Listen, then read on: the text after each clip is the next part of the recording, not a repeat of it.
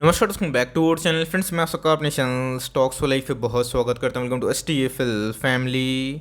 DFL members, आज मैं अपने प्लेटफॉर्म में सबसे बड़ा पोर्टफोलियो रिव्यू करने वाला हूँ जिसका साइज 4 करोड़ के आसपास हमें देखने को मिलता है। तो जी हाँ गाइस, अपने आप में ही इनका जो पोर्टफोलियो है बहुत ही बड़ा है और गाइस स्टॉक सिलेक्शन उससे भी हमें अहम देखने को ज़रूर मिलता है। तो जी गाइस, इन्होंने कुछ मुझसे सजेशन मांगा है, लेकिन ये अपने आप में ही एक ऐसे व्यक्ति है जिनको मार्केट की समझ भी है और गाइस ये बहुत लोगों का एक आइडियल जो पोर्टफोलियो होता है उसमें कन्वर्ट भी हो सकता है। तब कोर्स गाइस, ये अपने आप में ही बहुत ही महत्वपूर्ण है बिकॉज मैंने भी इनसे बहुत कुछ सीखा। और रही बात दोस्तों आप सबकी, तो डजंट मैटर कि पोर्टफोलियो का साइज़ छोटा हो या फिर बड़ा हो, मार्केट में आपको मैंने हमेशा बताया कि स्टॉक सिलेक्शन प्रॉपर वेटेज ये बहुत ही महत्वपूर्ण होता है। और अगर आप इस पर फोकस करें ना दोस्तों, तो लॉन्ग टर्म में बहुत पैसे ज़रूर बनते हैं। तो जी गाइस, 4 करोड़ का पोर्टफोलियो साइज़ है, बट उसी बीच में कौन कौन से स्टॉक में इन्होंने मेगा दाव खेले हैं जिसके वजह से इनका जो प्रॉफिट है 74 लाख के आसपास है। तो फटाफट डिस्कस करते हैं, बहुत ही कुछ सीखने को मिलेगा। मैं खुद दोस्तों देख के चौंक गया। चैनल फर्स्ट टाइम होंगे सब्सक्राइब कर सकते हैं इस तरह की क्वालिटी कंटेंट को सबसे पहले एक्सेस करने के लिए। Now without dealing any for time, let's begin. अगर आप देखें, इनका जो नेट वर्थ है ऑलमोस्ट 4 करोड़ के आसपास हमें देखने को मिलता है। और गैस इनका जो ओवरऑल गेन है 74 लाख के आसपास देखने को मिलता है। तो जी हाँ गैस, ये मार्केट में 2 साल से ही हमें देखने को मिल रहे हैं। और इसी की वजह से अगर आपका पोर्टफोलियो के साइज जो भी हो, अगर आपने 20%, 25%, 30% पैसे बनाए हैं तो अपने आप में बहुत ही बड़ी बात होती है। तो जी हाँ गैस, अगर आप देखें इनके पोर्टफोलियो में ऑफकोर्स ये ज़ीरोधा का पैटर्न नहीं है, तब कन्फ्यूज़ मत होइएगा। मैं कोशिश करूँगा कि आपको सरल से सरल भाषा में जो इनका साइज़ है, कहाँ इन्होंने बाइंग करी है, कितनी क्वान्टिटीज़ हैं। तो जी हाँ गैस, बैंक NBFC की बात की जाए, इन्होंने HDFC को चुना है, 3.5% के आसपास वेटेज दिया है। बजाज फाइनेंस की बात की जाए, HDFC बैंक की बात की जाए, कोटक महिंद्रा बैंक की बात की जाए, HDFC लाइफ इंश्योरेंस की बात की जाए, मुथूट की बात की जाए, टॉप क्लास कंपनी जो हम लोग डिस्कस करते हैं, तब कोर्स गैस ICICI बैंक को छोड़ के मुझे ICICI बैंक का नाम इसमें दिखाई नहीं पड़ा, बट येस इन्होंने कहा जो भी दाव खेला है तो वो देश की नंबर 1 बैंक NBFC की बात की जाए उसी के लगभग हमें देखने को मिलते हैं। बजाज फाइनेंस की बात की जाए, HDFC बैंक की बात की जाए, कोटक की बात की जाए, सारे के सारे दूसरे रिनाउंड बैंक हमें देखने को मिलते हैं। और वेटेज वाइज अगर आप देखें तो बजाज फाइनेंस को उन्होंने 3.26% के आसपास वेटेज दिए हैं। तो अपने आप में ही जो भी व्यक्ति है इनको मार्केट की अच्छी खासी समझ देखने को जरूर मिल जाती है। ये तो थी स्टॉक के बारे में डिस्कशन में आपको बाइंग प्राइस भी दिखाऊंगा बिकॉज ये फॉर्मेट ज़रूरत वाला नहीं है, तब कंफ्यूज मत होइएगा। तो अतुल की बात की जाए, केमिकल में अगर आप देखें अतुल लिमिटेड की बात की जाए, पिडिलाइट की बात की जाए, PI की बात की जाए, एशियन पेंट की बात की जाए, एस्टल की बात की जाए, ये सब हमें देखने को मिल रहे हैं। तब पूछेंगे कि सर एस्टल तो पाइप PVC में करती है, इनका केमिकल्स में क्या नाम है आपको पता है कि एस्टल का एक डेरिवेटिव बिजनेस भी है एडहेसिव में। तब कोर्स कैसी उसी कैटेगरी में हमें देखने को ज़रूर मिला है। तो केमिकल्स की जितनी भी जाइंट कंपनी है, लार्ज कैप कंपनी है जो रिनाउंड है, उसमें इनका जो निवेश है देखने को ज़रूर मिला है, जिसमें गैस अतुल ने हाल फिलहाल में ही बाई बैक को अनाउंस ज़रूर किया था। अगर आप देखें सबसे पहले क्वांटिटीज़ क्या क्या इन्होंने उठाई है, तो देखिए गैस 580 क्वांटिटीज़ इन्होंने HDFC लिमिटेड में उठाया है। बात की जाए बजाज फाइनेंस की 177 क्वांटिटीज उठाई है। मैं आपको दिखाऊंगा कि इनका जो प्राइस है वो क्या देखने को मिलता है। HDFC बैंक की बात की जाए 800 के ऊपर का मतलब स्टॉक सिलेक्शन में देखने को मिलता है 645। कोटक महिंद्रा का देखने को मिलता है। बात की जाए HDFC लाइफ इंश्योरेंस की तो थोड़ा सा सस्ता भाव है, तो उन्होंने 1600 माल उठाया है। बात की जाए अतुल की, तो जो है यहाँ पे ध्यान देने वाली बात क्या है कि मार्केट में इनको अच्छे से पता है कहाँ पे निवेश करना है, कैसे निवेश करना है। जैसे जैसे टॉप क्लास कंपनी हमें देखने को मिल रही है, इनका निवेश अगर आप देखें 430 क्वांटिटीज़ PI में है, 520 सबसे बड़ी कंपनी पिडिलाइट जो कि एडहेसिव में नंबर 1 कंपनी है, और एशियन पेंट में इनका बड़ा निवेश हमें देखने को मिलता है। तो जो है इनको समझ में आता है कि कौन से केमिकल कंपनी में क्या वेटेज देना है। तो बहुत ही समझदार व्यक्ति मुझे समझ में आ रहा है। और रही बात इनका, अगर आप देखें तो जैसे जैसे कंपनी थोड़ी सी छोटी है वैसे वैसे थोड़ा सा निवेश इनका कम भी है।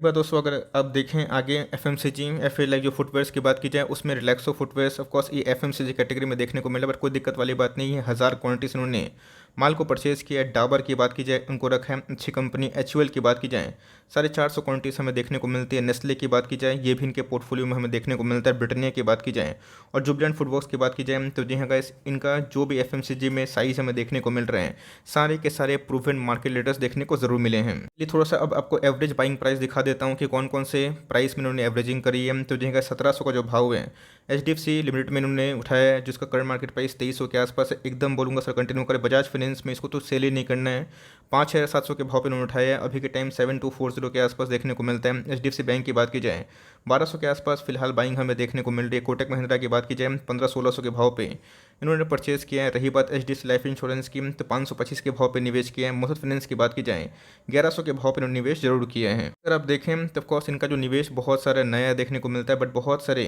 पुराने बाइंग भी हमें देखने को जरूर मिलते हैं। बात की जाए अतुल लिमिटेड की, तो 7000 का भाव है। इसका मतलब इनका जो पोर्टफोलियो अतुल में है ये 1-1.5 साल पहले का भाव में देखने को मिलता है। पिडलेट की बात की जाए 1900 के भाव पे हमें चलता हुआ देखने को मिलता है। मतलब इनका जो बाइंग प्राइस है अभी के टाइम में 2400 के भाव पे देखने को मिल रहा है। पीआई की बात की जाए 2300 के भाव पे इन्होंने उठाया है, जिसका करंट मार्केट प्राइस अगर आप देखें 2850 के आसपास है। एशियन पेंट मुझे लगता है कि हाल फिलहाल में बाइंग करी, मैं बोलूँगा सर इसको आप कंटिन्यू करें, फॉर एवर वाला स्टॉक है।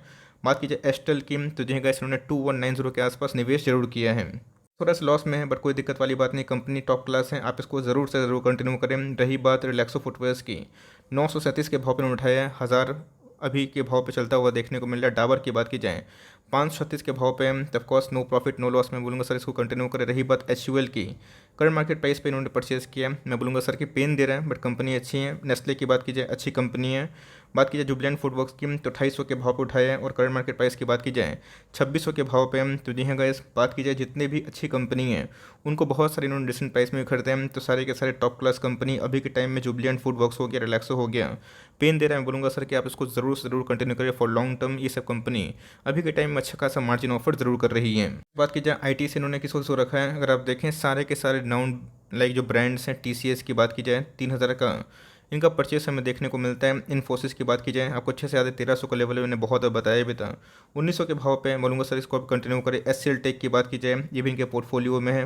प्राइस की बात की जाए 900 के पहले जो ब्रेकआउट हुआ था तो ऑफकोर्स इन्होंने परचेज़ किया है। एलटीआई की बात की जाए मैं बोलूँगा सर अच्छा खासा मौका मिल रहा है, इसको आप चाहें तो धीरे धीरे और बाई कर सकते हैं। मैस्टेक की बात की जाए, इन्फोइस की बात की जाए, सारे के सारे आईटी के टॉप क्लास कंपनी हमें दिखाई ज़रूर पड़ जाते हैं। आप देख सकते हैं कि पोर्टफोलियो से बड़ा होने से नहीं होता, स्टॉक सिलेक्शन बहुत ही महत्वपूर्ण होता है। आप भी सीखिए कि कैसे बड़े व्यक्ति का जो पोर्टफोलियो है उसमें कोई भी अनाप शनाप स्टॉक नहीं है। तो ऑफकोर्स गाइस मैं देखता हूँ कि छोटे निवेशक जो होते हैं छोटा ही निवेश करना पसंद करते हैं और पेनी स्टॉक्स में इनसे सीखे इनके पास बहुत पैसा है। तो ऑफकोर्स ये कोई भी कचरा स्टॉक अभी तक ऐड नहीं किए हैं। डिविस लैब की बात की जाए हेल्थ केयर में 3400 के भाव पर निवेश किया, बोलूँगा सर कंटिन्यू करिए, बहुत ही लॉन्ग टर्म में अच्छी कंपनी। ग्लैंड फार्मा बहुत उसके बारे में पूछते भी हैं, बहुत ही टॉप क्लास कंपनी है, इसमें भी जल्दी ब्रेकआउट पॉसिबल है, आप चाहें तो कंटिन्यू कर सकते हैं। लैल पैथ लैब की बात की जाए टॉप क्लास कंपनी है, लॉस में है बट बेचिएगा मत सर, कंपनी अच्छी है। डिफरी कंपनी ऑर्गेनाइज हेल्थ केयर में आने वाले कल में अच्छा करेगी। रही बात एबॉट इंडिया की, तो जी गाइस इनका भी जो निवेश है 16000 के पास है। तो सारे के सारे फार्मा और हेल्थ केयर के टॉप क्लास कंपनी ज़रूर हैं। कैपिटल गुड्स की बात की जाए तो एलटीटीएस हमें देखने को मिलता है 2500 के भाव पर उन्होंने उठाया है। करंट मार्केट प्राइस की बात की जाए 5100 के आसपास है। रही बात पॉलीकैब इंडिया की, तो 2200 के भाव पर उन्होंने उठाया है, 2300 के आसपास है। दोनों के दोनों टॉप क्लास कंपनी है, बोलूँगा सर इसको भी आपको ज़रूर कंटिन्यू करना है। डाइवर्सिफाई बिजनेस की बात की जाए तो ऑफकोर्स एसआरएफ आपको अच्छे से पता है डाइवर्सिफाई क्यों है, बिकॉज इनके बहुत सारे अलग अलग पोर्टफोलियो है। 1300 के भाव पर उन्होंने उठाया है। करंट मार्केट प्राइस की बात की जाए 2700 के आसपास है। तो इन व्यक्ति को लेकिन पुराने भाव का ही लेकिन भाव पता है। और रही बात नए स्टॉक्स को उन्होंने ऐड भी किया है। तो सारे के सारे अभी तक जो मैंने पोर्टफोलियो देखा अच्छी कंपनी है। अभी तो आपकी एसआरएफ में पैसे डबल भी हो गए हैं, तो लॉन्ग टर्म होल्ड करें, आपके पैसे मल्टीफुल टाइम ज़रूर होंगे। दोस्तों मैंने दिखा दिया था जून का, लेकिन वो प्राइस था। अब इधर पे क्वांटिटीज़ की बात की जाए टीसीएस में 350 क्वांटिटीज़ हैं, 370 इन्फोसिस में है, 550 एससीएल टेक में। एलटीआई की बात की जाए 95 हमें देखने को मिलती है। मैस्टेक की बात की जाए 167 के आसपास इनका भाव हमें देखने को मिलता है, मतलब इतना उनका क्वांटिटीज़ है। रही बात इन्फोएज की 107 क्वांटिटीज़ है। मैं बोलूँगा कि सर सारे के सारे अच्छी कंपनी से आपको ज़रूर होल्ड एंड कंटिन्यू करना चाहिए। आगे अगर आप देखें तो इनको अच्छी समझ भी है। तो अगर आप देखें तो डिविस लैब को इन्होंने 290 क्वांटिटीज उठाई है और 329 हमें ग्लैंड फार्मा में देखने को मिल रहा है। अबाउट की बात की जाए 31 क्वांटिटीज हमें देखने को मिलती है। और डॉक्टर लैल पैथ लैब की बात की जाए 302 क्वांटिटीज का बड़ा निवेश इन्होंने ज़रूर किया है। इतना इंटरेस्टिंग है, इन्होंने इधर पे एसआरएफ पे कितना निवेश किया है। तो जी है गाइस इनका जो एलटीटीएस का जो अमाउंट है, अगर आप अमाउंट बोला माफ़ करिएगा, जो क्वांटिटीज़ हैं 400 के आसपास हैं। पॉलीकैब की बात की जाए 227 क्वांटिटीज इन्होंने ऐड किए हैं, रिसेंटली परचेस है। मैं बोलूँगा सर कंटिन्यू करें। एसआरएफ की बात की जाए 775 स्टॉक है, इनके पैसे डबल भी हो गए। मैं बोलूँगा सर इन सब कंपनी को आप लाइफ टाइम तक रखिए, बहुत लॉन्ग टर्म में पैसे बन सकते हैं। अगर आप देखें कंस्ट्रक्शन में एलटी लार्सन एंड टुब्रो बहुत अच्छी कंपनी है, 880 क्वांटिटी इन्होंने खरीदी है। मैं दिखाऊंगा प्राइस कौन कौन से हैं। ऑयल एंड गैस की बात की रिलायंस 550 के आसपास हमें देखने को मिलता है। बोलूँगा सर इसमें भी आप कंटिन्यू करें। मुझे लगता है कि बैंक एनबीएफसी में आपने 16% के आसपास ही वेटेज दिया है।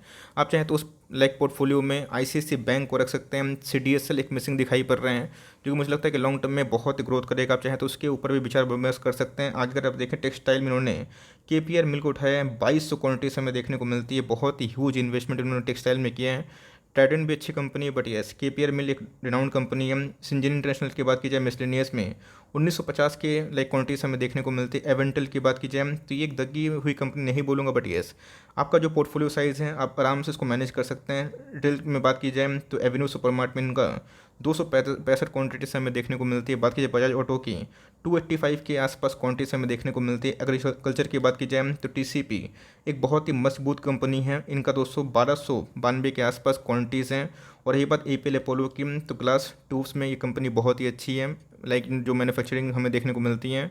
इसमें आप चाहें तो आराम से कंटिन्यू कर सकते हैं। इनका जो क्वान्टिटीज है 681 के आसपास ज़रूर है। भाव देख लेते हैं तो जो है लार्सन एंड टुब्रो में इनका जो निवेश था 1145 के आसपास था, और मुझे लगता है कि ये 1.5 साल पुराना निवेश है। तब 1700 के भाव पे अभी के टाइम में है। रिलायंस की बात की जाए वो 1896 के आसपास इनका निवेश है। 550 क्वान्टिटी उन्होंने उठाई है 2673 के प्राइस में।